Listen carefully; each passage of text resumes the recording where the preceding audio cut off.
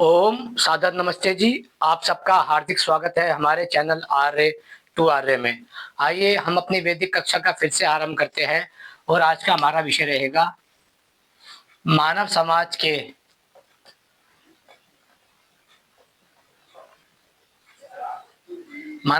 के धर्म के दो स्वरूप होते हैं। अर्थात वेद में जो व्यवस्थाएं दी गई है उसे मनुष्य का धर्म कहा जाता है। उसी वेद में दो प्रकार की आज्ञाएं दी गई है जिसे विधि और निषेध किया जाता है। आइए समझने का प्रयास करते हैं हम कि जो मानव समाज है अर्थात जो मनुष्य जाति है उसके लिए वेद में दो प्रकार की व्यवस्थाएं हैं। पहली है विधि कर्म के रूप में और दूसरी है निषेध कर्म के रूप में। आइए उसको समझने का प्रयास करते हैं। पहला है विधि। विधि का अर्थ होता है वह आज्ञाएं जिस पर मनुष्य को चलना है, पालन करना है, पालन करने वाली। दूसरी होती है निषेध आज्ञाएं जिसे कहते हैं ना पालन करने वाली। इन दो व्यवस्थाओं को ही विधि और निषेध कहा जाता है। लेकिन जब मनुष्य इस विधि और निषेध कर्म को नहीं समझता तो वह धीरे धीरे अधर्मी और विधर्मी हो जाता है। चाहे वह किसी भी समाज का हो, किसी भी कुल का हो, किसी भी व्यक्ति का हो। उसी व्यवस्था के कारण समाज में ईर्ष्या, द्वेष, जातिवाद, पाखंड, अनिश्वरवाद, अपराध जैसे कर्म जन्म ले लेते हैं। जैसे कि पहला है व्यक्तिगत विधि कर्म। अर्थात व्यक्तिगत विधि कर्म का अर्थ होता है कि मनुष्य के जीवन में जो व्यक्तिगत जीवन की आज्ञाएं है, अर्थात क्या क्या मनुष्य को करना चाहिए और क्या क्या मनुष्य को नहीं करना चाहिए, वह सब विधि कर्म में आती है जिसमें ईश्वर ने आज्ञा दी है वेद के रूप में। दूसरा है ईश्वर की उपासना। अर्थात मनुष्य को ईश्वर की उपासना ही करनी चाहिए।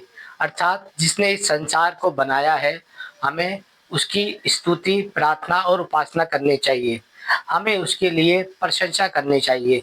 दूसरे विषय में ईश्वर की उपासना का अर्थ है जिसने इस संसार को बनाया है, ना कि हमने जिसको बनाया है। इस बात को आपको विशेष ध्यान रखना है कि संसार के बनाने वाले की उपासना करनी है, ना कि संसार की उपासना करनी है।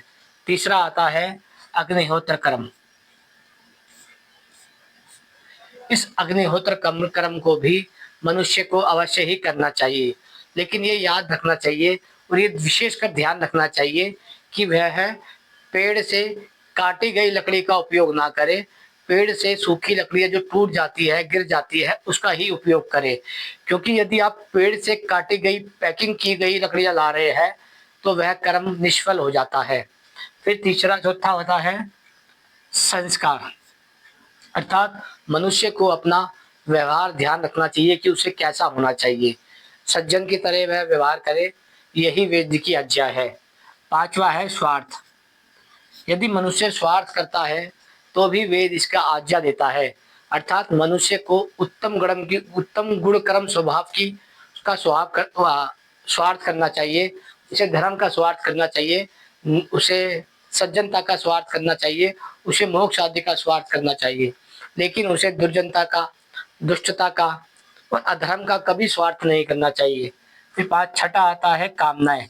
अर्थात मनुष्य को अपने जीवन में उत्तम उत्तम इच्छाएं रखनी चाहिए और अनुत्तम अनुत्तम इच्छाएं छोड़ देनी चाहिए। सातवां आता है उत्थान। अर्थात मनुष्य को अपने आप को ऊंचा उठाना चाहिए ताकि वह समाज की प्रेरणा बन सके और समाज को मार्गदर्शन दे सके। आठवां आता है सम्मान।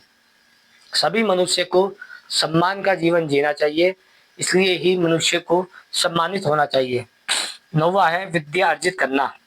अर्थात वेद कहता है सभी मनुष्य को विद्या को अर्जित करना चाहिए। ये सब 9 प्रकार के कर्म हो गए जिसे हम विधि के रूप में समझ सकते हैं कि मनुष्य को व्यक्तिगत कर्म करने के लिए स्वतंत्रता है।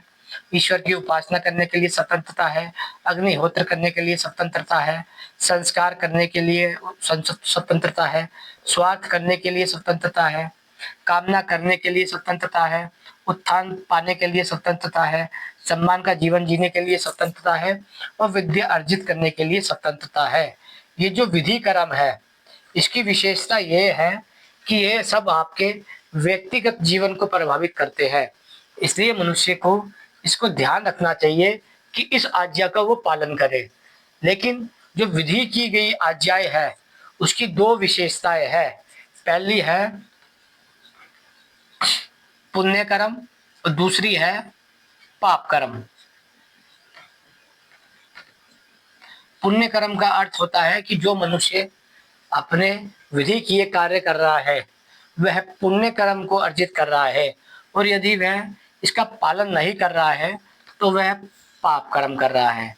इस पाप कर्म को और पुण्य कर्म को ईश्वर के द्वारा व्यक्तिगत रूप से देखा जाता है। अर्थात यदि कोई मनुष्य व्यक्तिगत जीवन में अपना उत्थान नहीं कर रहा, पतन कर रहा है, तो वह ईश्वर के सानिध्य में पकड़ा जाएगा। ईश्वर की उपासना नहीं करता तो ईश्वर के सानिध्य में पकड़ा जाएगा। अग्निहोत्र कर्म नहीं करता तो भी ईश्वर के सानिध्य में पकड़ा जाएगा। उचित संस्कार नहीं है तो भी ईश्वर के सानिध्य में पकड़ा जाएगा। स्वार्थ की सिद्धि नहीं करता है तो भी ईश्वर के सानिध्य में पकड़ा जाएगा। कामनाएं नहीं करता है तो भी ईश्वर के सानिध्य में पकड़ा जाएगा। अपने जीवन का उत्थान नहीं करता है तो भी पकड़ा जाएगा। ईश्वर सम्मान नहीं चाहता है तो भी पकड़ा जाएगा, और विद्या अर्जित नहीं करता है तो भी पकड़ा जाएगा। अर्थात जो वेद में विधि की गई आज्ञाएं है, वह पुण्य कर्म और पाप कर्म कहलाती है। अब आते हैं हम निषेध कर्म में, जिसका पालन नहीं करने की वेद आज्ञा देता है। ये तो विधि के रूप में हो गया कि क्या हमें करना चाहिए और क्या नहीं करना चाहिए। विधि के रूप में ईश्वर उपासना, अग्निहोत्र, संस्कार, स्वार्थ, कामनाएं, विद्या अर्जित, ये सब व्यक्तिगत कर्म है। हम जब भारतीय व्यवस्था को देखते हैं तो हम देखते हैं कि जो भारत का पौराणिक वर्ग समाज है, उन्होंने इन सब की आज्ञाओं का अधिकांश रूप में पालन किया है। लेकिन अब आता है निषेध कर्म। जब हम निषेध कर्म पे आते हैं तब हम इस व्यवस्था को समझ जाएंगे जो भारत में चल रही है। पहली निषेध आज्ञाएं होती है जिसे कहा जाता है सामाजिक निषेध कर्म। सामाजिक रूप से उसे निषेध किया जाता है ताकि आप मनुष्य समाज का ढांचा तोड़ ना दें। पहला है संसार में अनीश्वरवाद फैलाना। अर्थात संसार में अनीश्वरवाद फैलाना, यानी कि एक ईश्वर के छोड़कर अनेक ईश्वर को स्थापित करना।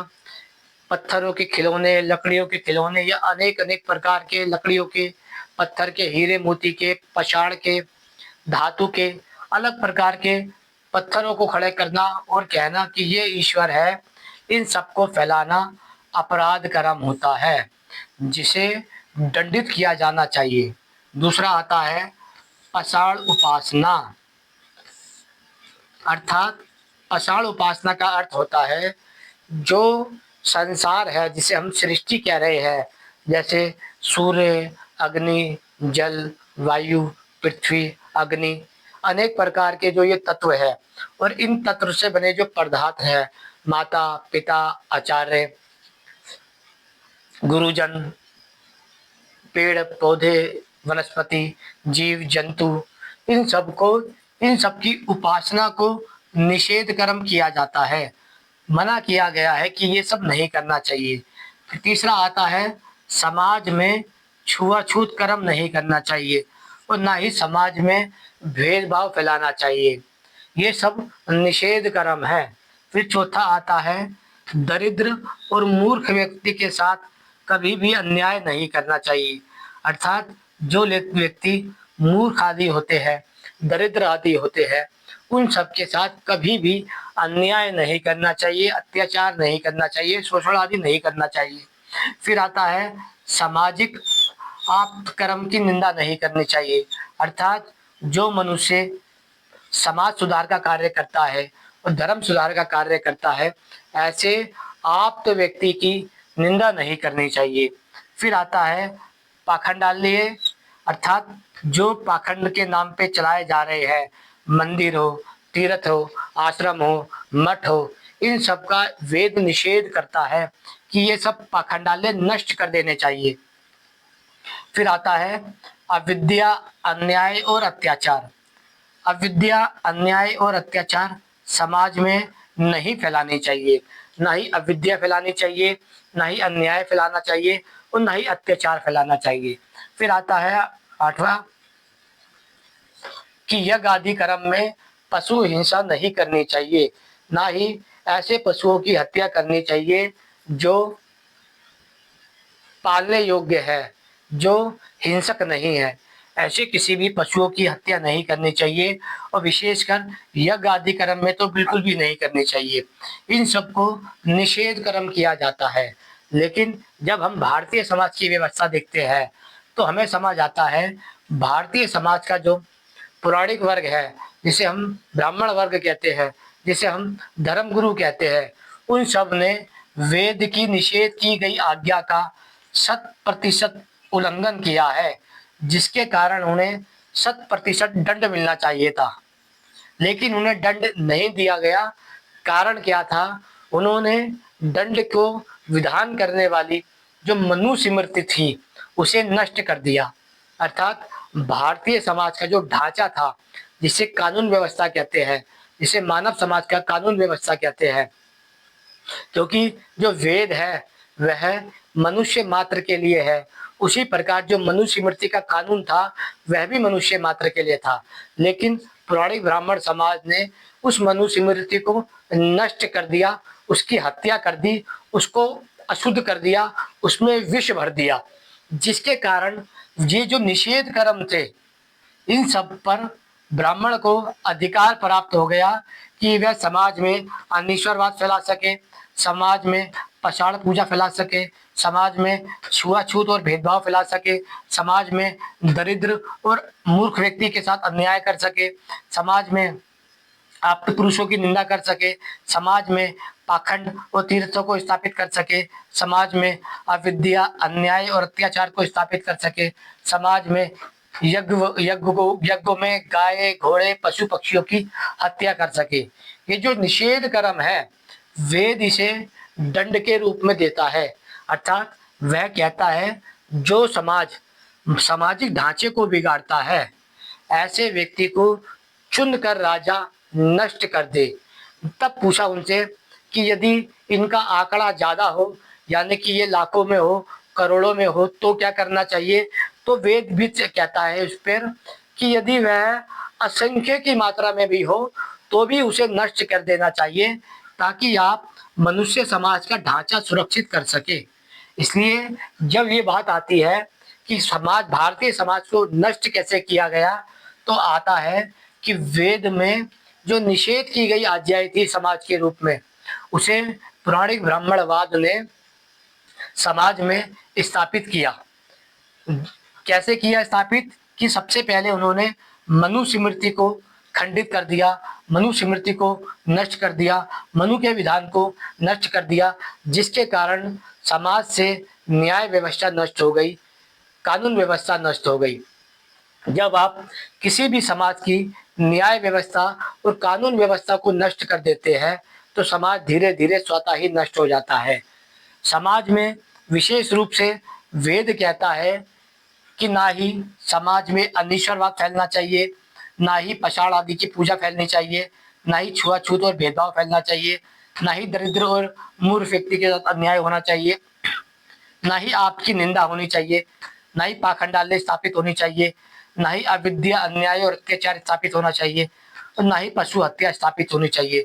इन सब को ब्राह्मण ने वेद में स्थापित किया, धर्म में स्थापित किया और समाज में स्थापित किया। इसका आधार जो उसने बनाया वह बनाया मनुस्मृति को, जिस मनुस्मृति में वेद की आज्ञा यानी कि वेद को सर्वप्रथम माना गया, उन्होंने उसी को नष्ट कर दिया, जिसके कारण भारतीय समाज या यूं कहे जाए मानवता का समाज नष्ट हो गया।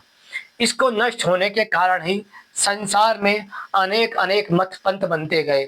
जब हम कहते हैं समाज में आज हिंदू, मुस्लिम, सिख, ईसाई संप्रदाय बने हुए हैं, तब वह विशेषकर इन पौराणिक ब्राह्मणों के द्वारा ही स्थापित हुए हैं। क्योंकि जब लोगों ने देखा कि आपका सामाजिक ढांचा नष्ट हो चुका है, तब उन्होंने सामाजिक ढांचे नष्ट होने के कारण अलग अलग संप्रदाय के रूप ले लिए। जब आप मनुष्य जाति को नष्ट करते हैं तो मनुष्य जाति अपने बचाव के लिए अलग अलग संप्रदाय बना लेती है। इसको वेद में निषेध कर्म के रूप में कहा गया था, लेकिन हमने इसे अवश्य रूप में किया, इसलिए हम इसके 100% भागीदारी है अपराध के। इसकी विशेषता अब यह है कि आज जो वेद को मानने वाला आर्य समाज है, जो वेद को मानने वाला आर्य समाज है, वह भी आज भी खुलकर इन निषेध कर्मों का खंडन नहीं करता है, जिसके कारण हम कह सकते हैं कि आर्य समाज गुप्त रूप से मौन समर्थन दे रहा है इन सब अपराधों को। इन सब अपराधों को जब आर्य समाज मौन रूप से समर्थन देता है तो इसका अर्थ होता है कि पूरा समाज उन अपराधों को मानने के कारण अधर्मी हो जाता है।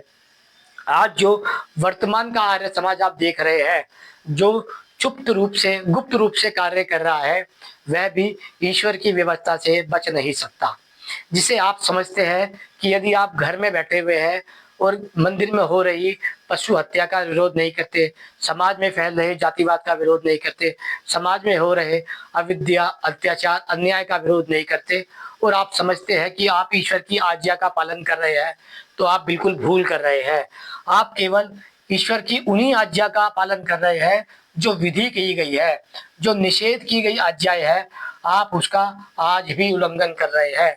इसलिए हमें यह समझ लेना चाहिए कि आप व्यक्तिगत रूप में कुछ भी कर सकते हैं, लेकिन जब आप सामाजिक रूप में आते हैं तो आप ईश्वर की व्यवस्था, समाज की व्यवस्था और न्याय की व्यवस्था के अनुकूल हो जाते हैं। आज जो संसार में अधर्म फैला है वह पौराणिक ब्राह्मणों के द्वारा फैला है, जिन्होंने मनु स्मृति को नष्ट कर कर समाज में अनिश्वरवाद फैलाया, पाषाण पूजा फैलाई, भेदभाव और छुआछूत फैलाया, दरिद्रता और मूर्खता फैलाई, सामाजिक आप्त पुरुषों की निंदा की, पाखंड और तीर्थों को स्थापित किया, अविद्या, अन्याय और अत्याचार को स्थापित किया और पशु हत्या को स्थापित किया। ये निषेध कर्म है और ये विधि कर्म है। यदि आप विधि कर्म किसी प्रकार नहीं करते हैं तो इसमें कोई पहाड़ नहीं टूट जाता है। यदि आप व्यक्तिगत अच्छे कर्म नहीं करते तो भी पहाड़ नहीं टूटेगा, ईश्वर की उपासना नहीं करते तो भी पहाड़ नहीं टूटेगा, अग्निहोत्र नहीं करते तो भी पहाड़ नहीं टूटेगा, संस्कारवान नहीं है तो भी पहाड़ नहीं टूटेगा, स्वार्थ नहीं पालते तो भी पहाड़ नहीं टूटेगा, कामनाएं नहीं करते तो भी पहाड़ नहीं टूटेगा, अपना उत्थान नहीं करते तो भी पहाड़ नहीं टूटेगा, सम्मान नहीं चाहते तो भी पहाड़ नहीं टूटेगा, और विद्या अर्जित नहीं करते तो भी पहाड़ नहीं टूटेगा। क्योंकि ये सब व्यक्तिगत कर्म है। इसको करने और ना करने से ईश्वर में कोई अंतर नहीं पड़ता। लेकिन यदि आप निषेध किए कर्म करते हैं तो ईश्वर की व्यवस्था में जरूर अंतर पड़ता है। आज जब हम कह रहे हैं संसार में अनिश्वरवाद फैल गया है, नास्तिकता फैल गई है, अन्याय, अत्याचार और अपराध फैल गए हैं, तो उसका कारण है पौराणिक ब्राह्मणवाद, जिन्होंने ईश्वर के धर्म की व्यवस्था को नष्ट किया, मनु स्मृति को नष्ट किया और संसार में अधर्म फैला दिया। अब यदि आप कहते हैं कि हम वेद के मानने वाले हैं, मनु स्मृति के मानने वाले हैं, तो आपका पहला कर्म बनता है कि आप समाज से अनिश्वरवाद को फैलते हुए को रोके, या उसका विरोध करे, या उसका खंडन करे। पाषाण पूजा का विरोध करे, खंडन करे या उसे नष्ट करे। समाज में फैल रहे छुआछूत का, भेदभाव का विरोध करे, खंडन करे और उसे नष्ट करे। समाज में फैल रही दरिद्रता और मूर्खता का खंडन करे, विरोध करे और नष्ट करे। समाज में फैल रहे आप्त निंदकों का विरोध करे, खंडन करे और नष्ट करे। समाज में फैल रहे पाखंडाल्य, मंदिरों, तीर्थों को नष्ट करे, विरोध करे और खंडन करे। समाज में फैल रही अविद्या, अन्याय, अत्याचार का विरोध करे, खंडन करे और नष्ट करे। समाज में फैल रहे यज्ञ आदि पर या पशु हत्या का विरोध करे, खंडन करे और नष्ट करे। यदि आप वेद को मानने वाले हैं और कहते हैं कि मनुस्मृति को मानने वाले हैं, तो आपको पहले वेद की निषेध की गई आज्ञाओं का उल्लंघन करना चाहिए। यानी कि विरोध करना चाहिए, क्षमा कीजिएगा, उल्लंघन नहीं, विरोध करना चाहिए। यदि आप वेद में और मनुस्मृति में निषेध की गई आज्ञा का उल्लंघन नहीं करते हैं तो आप 100% नकली वैदिक है और नकली मनुवादी है। मुझे ये कहते हुए तनिक भी संकोच नहीं होगा कि आपने धर्म का चोला ओढ़ रखा है केवल और केवल लालच, स्वार्थ और अपने इच्छा पूर्ति के लिए। क्योंकि आप समाज का उत्थान चाहते हैं तो सबसे पहले आपको निषेध किए करे गए कर्मों का उल्लंघन करना चाहिए, उसका विरोध करना चाहिए। जब तक आप इसका विरोध नहीं करते तब तक आप भी उसी के भागीदारी है मौन समर्थन के रूप में। जब हम कहते हैं कि समाज में आर्य समाज की क्या भूमिका है, आर्य समाज को पिछले 150 वर्ष हो गए तो भारत में छुआछूत, जातिवाद, वेश्यावृत्ति, मांसाहार, अन्याय, अत्याचार, अपराध, दरिद्रता, अन्याय क्यों है? तो वह इसलिए है क्योंकि आर्य समाज ने निषेध कर्म का उल्लंघन करना समाप्त किया हुआ है। यदि आर्य समाज ने इसको समाप्त ना किया होता तो वह कार्य अवश्य ही होता। स्वामी दयानंद की विशेषता यही थी कि सबसे पहले उन्होंने निषेध कर्म पे वार किया और बाद में उन्होंने विधि कर्म पे को विधि विधान किया। जब तक आप निषेध कर्म के साथ खड़े हुए हैं तो आप भी उन्हीं अधर्मियों के साथ खड़े हुए हैं। आशा करते हैं विषय समझ आई होगी आपको कि वेद में 2 प्रकार की आज्ञाएं होती है, पहली विधि कर्म, दूसरी निषेध कर्म। यदि आप विधि कर्म को नहीं करते हैं तो आप बड़े अपराध के भागीदारी नहीं बनते हैं। लेकिन जैसे ही आप निषेध कर्म का उल्लंघन करते हैं तो आप बड़े अपराधी बन जाते हैं, अधर्मी बन जाते हैं, कहते हैं विधर्मी बन जाते हैं। आशा करते हैं विषय आपको सरलता से समझ आया होगा। समझ आया है तो इस वीडियो को आगे बढ़ाइए। नए नए आए हैं तो चैनल को सब्सक्राइब कीजिए। ओम नमस्ते जी।